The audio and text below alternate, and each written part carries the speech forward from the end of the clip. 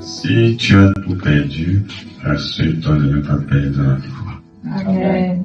Et quand le découragement atteint un certain niveau, la foi peut chanceler. Parce que celui qui garde la foi a la motivation pour la prière. La substance est présente tant qu'il y a la foi. Autre chose, ce qui peut changer, c'est la forme de la prière. Le fond doit rester.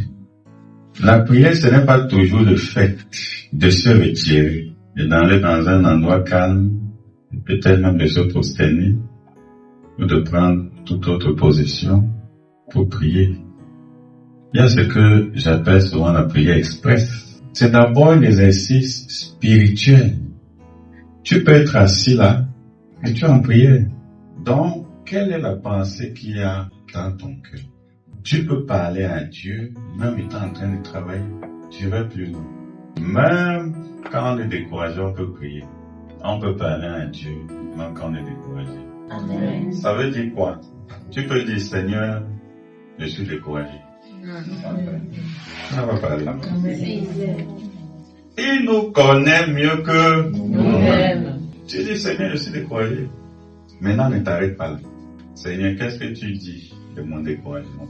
Je vous avais dit ici que ce qui amène le déclic dans ta vie, ce qui marque la différence, une différence glorieuse, ce n'est pas quand tu parles à Dieu, mais c'est quand, après avoir parlé à Dieu, Dieu commence à te répondre.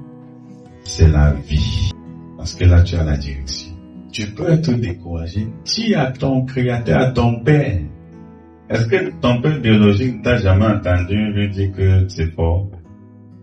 Est-ce que tu n'as jamais dit à ta maman que ça ne va pas? Donc, on peut le dire aussi.